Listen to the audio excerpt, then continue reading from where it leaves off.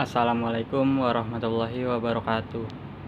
Perkenalkan, nama saya Firman Hartawan, kelas R3L Ekonomi, NPM 2020 1450 1106. Saya mahasiswa dari Universitas Indraprasta PGRI, Fakultas Ekonomi.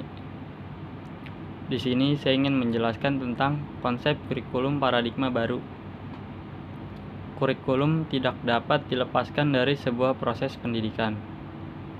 Kurikulum merupakan perangkat mata pelajaran dan program pendidikan yang diberikan oleh suatu penyelenggara pendidikan yang berisi rancangan pelajaran yang akan diberikan kepada peserta didik dalam jenjang pendidikan tertentu.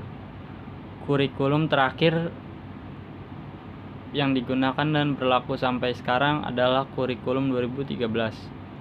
Terhitung lebih dari 8 tahun, kurikulum 2013 ini diterapkan di sekolah-sekolah seluruh Indonesia. Mulai dilancarkan secara terbatas pada tahun 2013 silam. Hingga sekarang belum ada pergantian kurikulum yang berlaku pada Satuan Pendidikan Indonesia. Struktur kurikulum. Beberapa perubahan terdapat pada kurikulum paradigma baru. Beberapa perubahan terdapat pada kurikulum paradigma dibandingkan dengan kurikulum 2013. Alur pengembangan kurikulum paradigma baru ini dapat digambarkan sebagai berikut. Berdasarkan tujuan, pendidikan nasional dirumuskan profil pelajar Pancasila yang akan mendasari standar isi pendidikan, standar proses pendidikan, dan standar penilaian pendidikan. Secara umum, struktur kurikulum paradigma baru dibagi menjadi dua bagian, yaitu yang pertama, kegiatan intrakurikuler berupa tatap muka dalam kelas.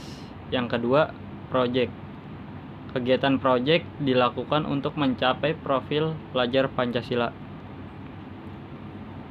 Dari sisi jam pelajaran, jumlah jam pelajaran pada setiap jenjang sama dengan yang berlaku pada kurikulum 2013. Sekitar 20% sampai 30% dari jam pelajaran yang tersedia pada kurikulum paradigma baru dialokasikan untuk kegiatan proyek. Akan tetapi, kurikulum paradigma baru tidak menetapkan jam pelajaran per minggu, seperti yang selama ini berlaku di kurikulum 2013. Pelajaran pada kurikulum paradigma baru ini ditetapkan per tahun. Selain itu, perubahan kurikulum yang lain yang terjadi pada kurikulum paradigma baru dibandingkan kurikulum 2013 terdapat pada mata pelajaran ilmu pengetahuan alam dan ilmu pengetahuan sosial. Pada sekolah dasar tinggi seperti kelas 5 dan kelas 6, dalam kurikulum paradigma baru kedua mata pelajaran ini diajarkan secara bersamaan dengan nama mata pelajaran ilmu pengetahuan alam sosial. Perubahan kompetensi inti dan kompetensi dasar menjadi capaian pembelajaran. Yang menarik, kurikulum paradigma baru ini tidak menafikan hal baik yang telah diterapkan pada kurikulum sebelumnya. Proses peningkatan kualitas pembelajaran tetap berbasis. Bedanya jika kurikulum 2013 kita mengenal istilah kompetensi inti dan dasar sebagai acuan kompetensi yang muncul yang harus dicapai siswa dalam pembelajaran. Maka pada kurikulum paradigma baru terdapat capaian pembelajaran yang merupakan rangkaian pengetahuan, keterampilan, dan sikap sebagai satu kesatuan proses yang berkelanjutan, sehingga membangun kompetensi yang utuh. Dalam proses pelaksanaan pembelajaran, satuan pendidikan tidak terbatas pada satu pendekatan saja. Ini tentunya beda dengan kurikulum 2013 yang hanya menggunakan saintifik. Satuan pendidikan dapat menggunakan berbasis mata pelajaran, tematik, inquiry, kolaborasi, mata pelajaran ataupun paduan sesuai dengan peraturan menteri.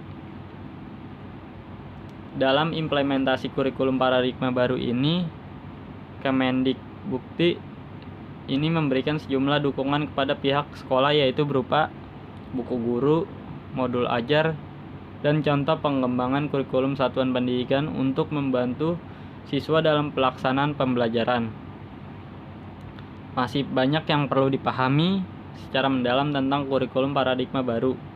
Ini sebelum diterapkan secara holistik pada seluruh satuan pendidikan, yakin saja kita semua harus bisa beradaptasi dengan menjadi guru dan siswa yang cekatan. Perubahan adalah keniscayaan, tergantung bagaimana kita menyikapinya. Terima kasih. Sekian dari penjelasan saya. Apabila ada yang kurang, mohon dimaafkan. Wabillahi taufiq wal hidayah. Wassalamualaikum warahmatullahi wabarakatuh.